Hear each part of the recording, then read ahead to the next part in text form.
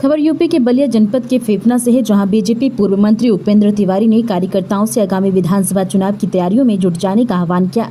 बैठक में नरही थाना गोलीकांड में शहीद हुए विनोद राय की पुण्यतिथि को शहादत दिवस के रूप में 12 अगस्त को मनाने पर चर्चा हुई।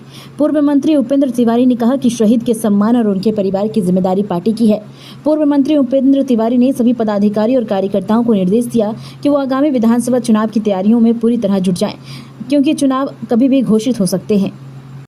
किस तरह का बैठक कार्यक्रम रहा? देखिए, आज फेफना विधानसभा के वरिष्ठ कार्यकर्ताओं की एक बैठक 12-13 अगस्त 2016 को, जब उत्तर प्रदेश के अंदर समाजवादी पार्टी की तानाशाही सरकार थी, जिसमें हत्या, लूट, बलात्कार चरम सीमा पे था, गुंडा राज कायम था। उस समय मैं फेफना विधानसभा का तत्कालीन विधायक था। एक हमारा भारतीय जनता पार्टी के कार्यकर्ता चंद्रमा यादव था, जो पशुपालक था। उसको इंसाफ और न्याय दिलाने को लेके फेफना थाने का हमने अचानक घेराव किया, क्योंकि उसको वहाँ का इंस्पेक्टर राजेश यादव फर्जी मुकदमे में फंसा रहा था। उसको बुला रहा था कि तुम पैसा दो, नहीं तो तुम्हारे घर के लड़कों को मैं फंसा दूंगा। वह बात फरियाद करते हुए मैं पचगावा में घूम रहा था, आया, वो बताया।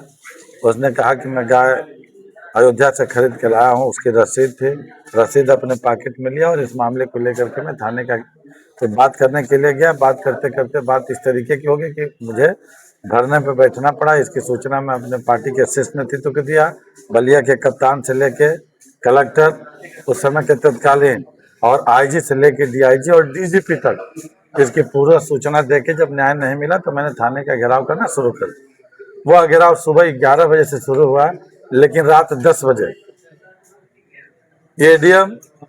एडीएम प्रशासन बलिया और एडिशनल एसपी रमैया यादव, उन दोनों के नेतृत्व में, दोनों की उपस्थिति में हजारों लोगों के ऊपर सैकड़ों राउंड गोलियां चलाई गई, लाठी डंडा से प्रहार किया गया, जनरेटर ऑफ कर दिया गया, जलियांवाला बाग भी फेल था और वहां पे मेरी हत्या करने की साजिश से वहां पे गोलियां चलाई गई, जिसमें विनोद राय, हमारा भारतीय जनता पार्टी के कोषाध्यक्ष महामंडल के, शहीद हो गए और दर्जनों की संख्या में महिलाएं और पुरुष पुलिस की गोली से और लाठी डंडे से घायल हुए। उसी घटना को लेकर के 2017 से ही हमने विनोद राय, जो हम लोगों के बीच का एक साथी शहीद हुआ था, उसकी हमने मूर्ति लगवाया और प्रत्येक साल विनोद राय की श्रद्धांजलि सभा, उनकी शहादत व्यर्थ न जाए, उनकी श्रद्धांजलि सभा के रूप में हम सब याद करते हैं और उनकी श्रद्धांजलि सभा मनाई जाती है।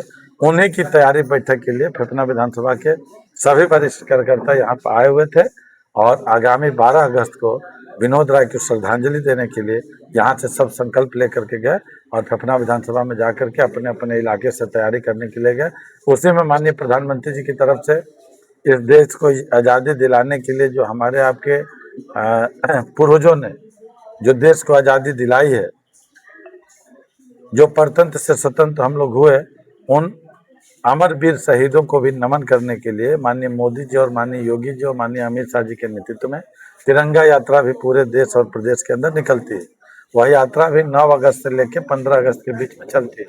तो उन वीर शहीदों को नमन करने के लिए, साथ साथ विनोद राय को भी नमन करने के लिए, दोनों कार्यक्रम को जोड़ करके प्रत्येक साल हजारों की संख्या में मोटरसाइकिल हर बूथ से निकलते हैं हमारे सभी बूथ के कार्यकर्ता, और आते आते नरही में एक पूरा कारवा हो जाता है और हमारे समझ से हजारों की संख्या में विनोद राय जी को और अमर वीर शहीदों को नमन करते हैं।